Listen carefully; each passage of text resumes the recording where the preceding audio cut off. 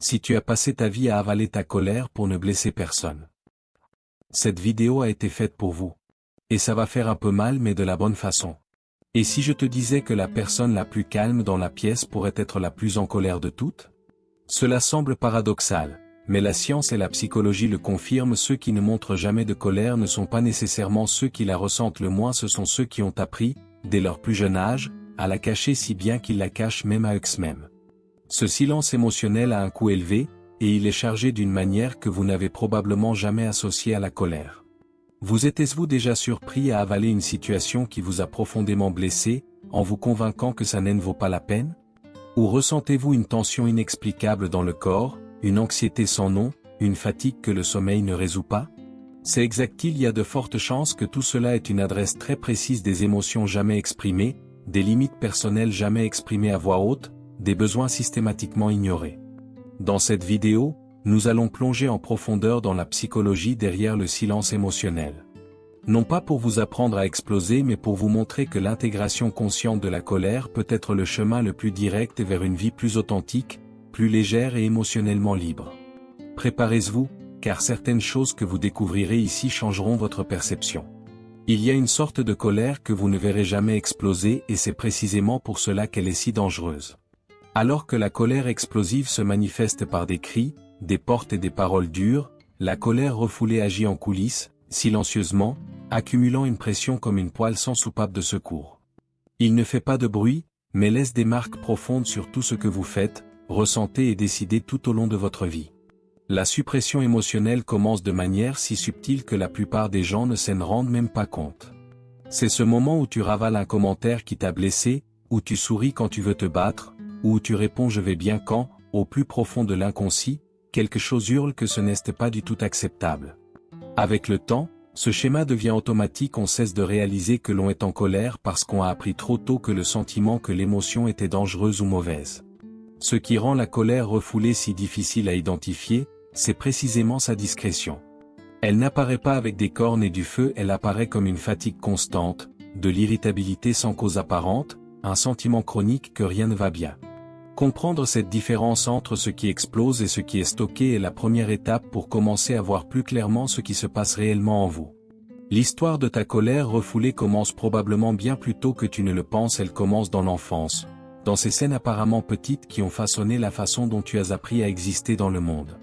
Quand un enfant exprime sa colère et reçoit une punition, de l'indifférence ou ce fameux arrête d'être cool en réponse, il comprend vite l'équation être en colère est dangereux, il vaut donc mieux le cacher. Ce conditionnement s'installe dans l'inconscient avec une efficacité effrayante. La peur du rejet est l'un des moteurs les plus puissants de la suppression émotionnelle. Nous apprenons, très jeunes, que l'amour a souvent un prix et ce prix, c'est de se comporter d'une manière que les autres approuvent. Exprimer de la colère brise cette attente, donc le système nerveux commence à considérer l'émotion elle-même comme une menace. Avec le temps, leurs limites personnelles sont effacées une à une, non par mauvaise volonté, mais par pure survie émotionnelle. Le problème, c'est que ces schémas ne restent pas dans l'enfance, ils nous accompagnent jusqu'à l'âge adulte en tant que clandestins. Soudain, vous vous retrouvez en couple, en réunion de travail ou dans un simple conflit, et vous réalisez que vous ne pouvez pas exprimer ce que vous ressentez. Ce n'est pas une faiblesse, c'est de la programmation. Et tout comme il a été appris, on peut le désapprendre mais il faut d'abord voir d'où vient ce silence que vous portez. La colère refoulée est l'une des émotions les plus créatives qui soient car quand elle ne peut pas apparaître comme elle-même, elle se déguise. Elle avait vu cette anxiété qui lui serre la poitrine sans raison apparente, cette tristesse qui vient discrètement un dimanche après-midi, ou ce sentiment constant de culpabilité pour des choses qui n'étaient même pas de sa faute. L'inconscient est ingénieux, si la porte d'entrée est fermée, il trouve une autre sortie. L'un des déguisements les plus courants et le plus difficile à reconnaître est le comportement passif-agressif. C'est quand tu dis d'accord avec un ton qui indique clairement que rien ne va, quand tu oublies des rendez-vous de personnes qui t'agaçaient, ou quand tu utilises le silence comme punition. Ce n'est pas un mauvais caractère, c'est une répression émotionnelle en action. La colère a trouvé une faille et s'exprime de la seule manière qu'elle a appris à être sûre. Le gros problème avec ces déguisements, c'est qu'ils rendent la conscience de soi difficile. On traite l'anxiété, on lutte contre la tristesse, on se blâme pour la culpabilité mais on n'arrive jamais à la racine, ce qui est souvent un besoin non comblé ou une limite personnelle franchie sans que vous ayez dit quoi que ce soit. Tant que l'émotion originale ne sera pas reconnue par son nom, elle continuera de se réinventer et nous continuerons à penser que le problème est différent. En 1939, un groupe de psychologues de l'université de Yale a proposé une idée qui a changé notre compréhension de la colère. Toute frustration génère un certain niveau d'agressivité. C'est-à-dire que chaque fois qu'un de vos objectifs est bloqué, que ce soit une conversation qui n'a pas eu lieu, une limite qui a été respectée ou une attente ignorée, une énergie agressive s'active en vous. La question n'est pas de savoir si elle apparaîtra, mais ce que vous en ferez. Quand cette énergie ne trouve pas un exutoire sain, elle ne disparaît pas simplement, elle circule. Cela continue de boucler votre système nerveux, alimentant l'irritabilité, la tension musculaire, les pensées ruminantes qui insistent pour apparaître avant de dormir. La suppression émotionnelle n'efface pas la colère, elle change simplement son adresse, et la nouvelle adresse, la plupart du temps, est votre propre corps et esprit. Ce qui rend cette hypothèse si puissante, c'est qu'elle transforme la colère en information précieuse. Chaque fois que vous ressentez cette tension intérieure, cette pression inexplicable, vous recevez un signal que quelque chose d'important a été bloqué, un besoin non satisfait, une limite personnelle violée, un désir légitime ignoré. Apprendre à lire ces signaux, plutôt que de les supprimer, est ce qui commence à briser le cycle. Mais comment ce cycle se forme et se maintient est ce que nous explorerons ensuite. Carl Gustav Jung avait une manière très directe de décrire ce que nous préférons ne pas voir en nous-mêmes. Il appelait cela l'ombre. Cette partie inconsciente de la personnalité est formée précisément par les émotions, les impulsions et les caractéristiques qui ont été refoulées tout au long de la vie, surtout durant l'enfance. La colère refoulée est l'un des ingrédients les plus courants de cette ombre, et ce qui reste dans l'obscurité ne disparaît pas, il agit simplement sans que nous nous en rendions compte. Le mécanisme le plus curieux de l'ombre est la projection. Quand vous ne reconnaissez pas la colère en vous, l'inconscient a une manière très efficace de la gérer, il la voit chez les autres. Soudain, tout le monde autour de vous semble agressif, en colère ou hostile, et vous, bien sûr, êtes la victime patiente de la situation. Jung a dit que tout ce qui nous dérange profondément chez les autres peut être le reflet de ce que nous n'avons pas encore intégré en nous-mêmes. La bonne nouvelle, c'est que l'ombre n'est pas un ennemi, c'est un guide mal compris. Travailler avec, comme Jung l'a proposé dans des livres comme The Self and the Unconscious, signifie avoir le courage de regarder ce qui a été caché et de se demander qu'essaie de me dire cette émotion. Ce processus de conscience de soi est inconfortable, mais c'est aussi la manière la plus directe de cesser d'être gouverné par des forces dont on ne savait même pas qu'elles existaient en soi. Il existe un cycle silencieux qui se répète dans la vie de ceux qui portent une colère refoulée, et il est si automatique que la plupart des gens ne réalisent même pas qu'ils y sont piégés.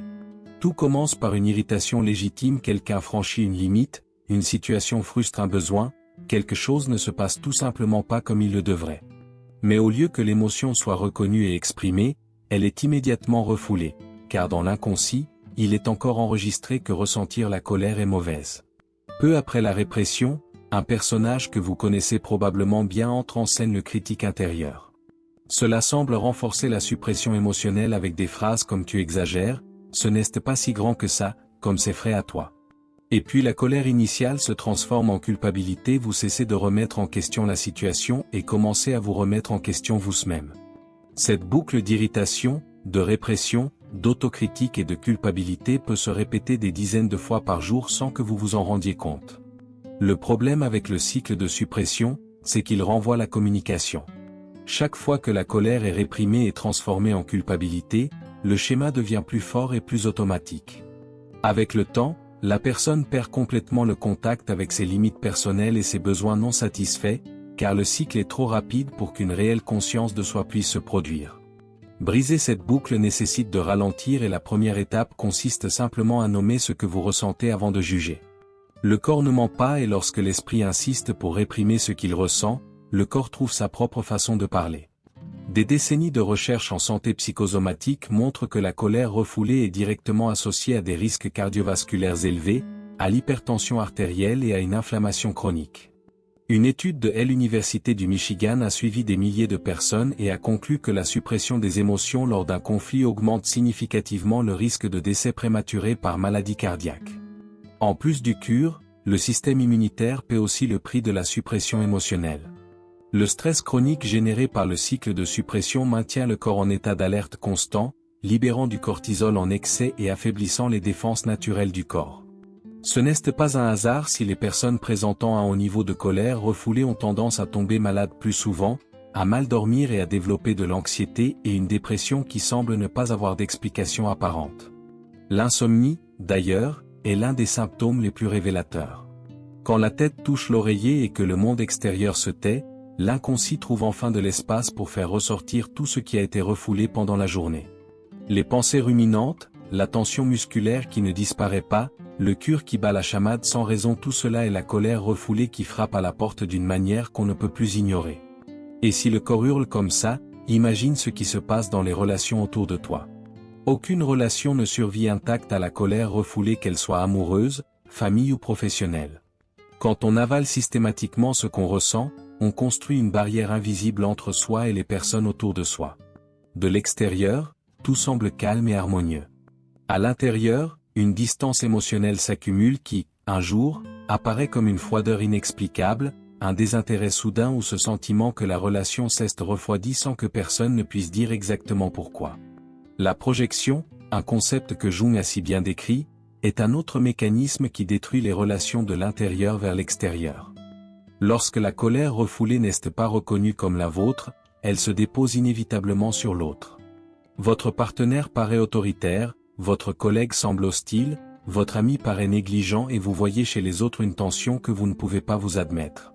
Cela crée des cycles sans fin de conflits où personne ne comprend vraiment ce qui les mène.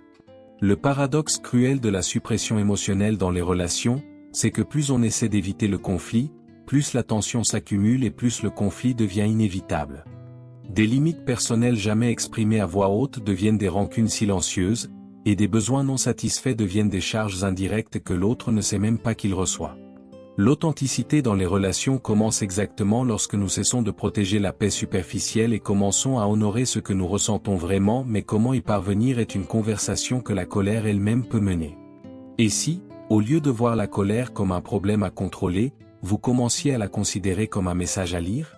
Ce changement de perspective est simple en théorie et révolutionnaire en pratique.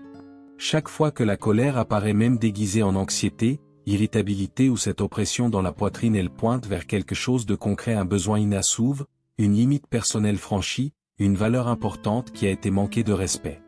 La pratique commence par une question simple que la plupart des gens ne posent jamais sur le feu de l'action: qu'est-ce que cette colère essaie de me dire?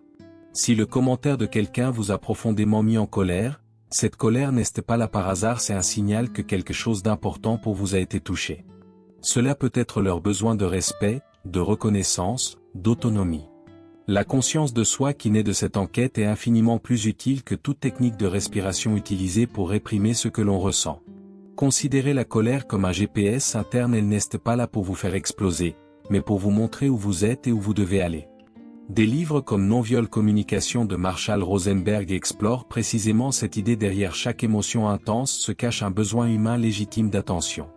Quand on apprend à déchiffrer ce langage, on cesse d'être submergé par l'émotion et on commence à l'utiliser comme carburant pour des décisions plus conscientes et des relations plus honnêtes, mais il existe un groupe spécifique de personnes pour qui cet apprentissage est particulièrement difficile. Il existe un profil d'une personne qui souffre d'une colère refoulée d'une manière très particulière. Curieusement, c'est justement cette personne que tout le monde admire pour sa sensibilité et son attention envers les autres. Les personnes très empathiques ont une capacité extraordinaire à ressentir ce que ressentent les autres, anticiper leurs besoins et apaiser les conflits avant qu'ils n'éclatent. Le problème, c'est que ce même don, lorsqu'il n'est pas équilibré, devient un piège. La douleur de l'autre semble toujours plus urgente que la sienne.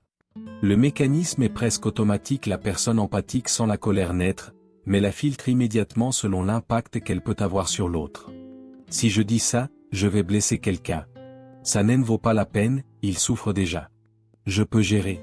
Ainsi, une fois de plus, les frontières personnelles sont réduites au silence au nom de la paix des autres, et le cycle de suppression émotionnelle se réplique avec une justification qui semble noble à l'extérieur mais qui est autodestructrice à l'intérieur.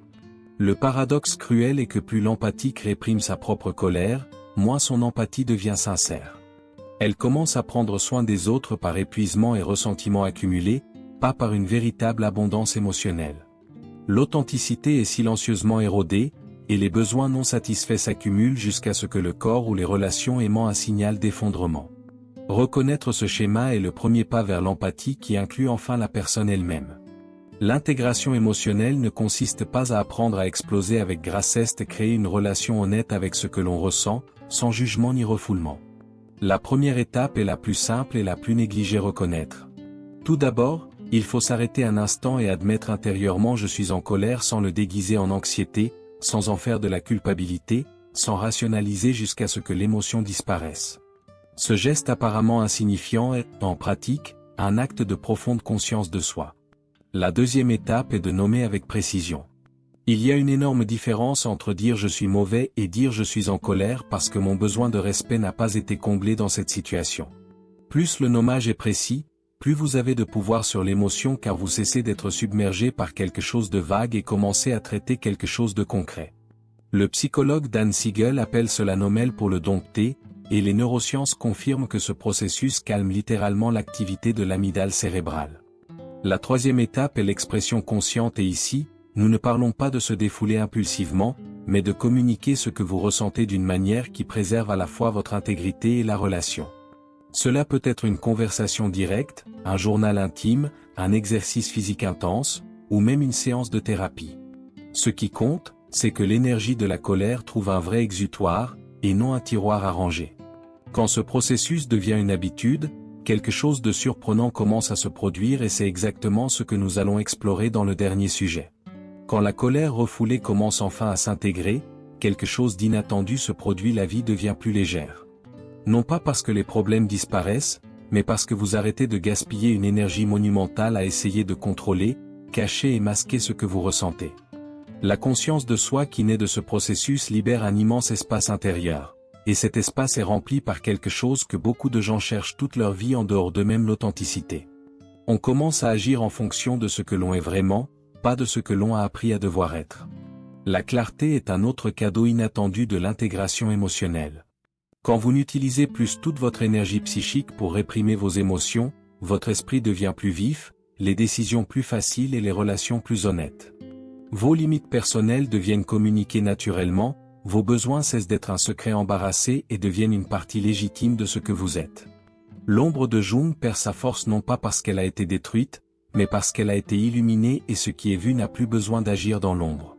La liberté émotionnelle n'est pas une destination, c'est un chemin, et la colère, paradoxalement, est l'une des boussoles les plus fiables qui existent sur ce parcours. Chaque fois que vous choisissez de reconnaître, nommer et exprimer ce que vous ressentez au lieu de le réprimer, vous choisissez vous-même. C'est dire, calmement mais avec force, que ta vie intérieure compte, que tes besoins sont valides, et que tu mérites d'exister entier, pas seulement dans les parties que les autres approuvent. Nous sommes arrivés à la fin de cette plongée, mais la vérité est que le travail le plus important commence maintenant en toi. Réfléchissez un instant: combien de fois aujourd'hui avez-vous ressenti une irritation, une oppression dans votre poitrine, une envie de dire quelque chose qu'on a avalé? Combien de situations dans votre vie accumulent de la tension précisément parce qu'une émotion légitime n'a jamais été reconnue, jamais nommée, jamais trouvé de solution honnête? La colère refoulée n'est pas un défaut de caractère, c'est un schéma appris qu'on peut désapprendre. Vous avez maintenant les outils pour commencer. Reconnaissez ce que vous ressentez sans jugement, nommez l'émotion avec précision, investiguez quels besoins non satisfaits ou quelles limites personnelles se cachent derrière tout cela. De petits gestes de conscience de soi pratiqués chaque jour construisent, avec le temps, une relation complètement différente avec votre vie intérieure. Quelle de ces étapes pouvez-vous suivre aujourd'hui? L'intégration émotionnelle ne nécessite pas la perfection, elle demande du courage. Le courage de regarder ce qui a été caché, d'honorer ce que l'on ressent vraiment, et de choisir l'authenticité même lorsque le silence semble plus sûr. Il n'est pas nécessaire d'exploser pour être libre, il suffit d'arrêter de faire semblant de ne rien ressentir. Et si ce contenu vous a semblé pertinent, imaginez ce que les prochaines vidéos peuvent apporter. Abonnez-vous à la chaîne, activez la cloche et venez grandir ici avec nous, car beaucoup de choses importantes restent à venir.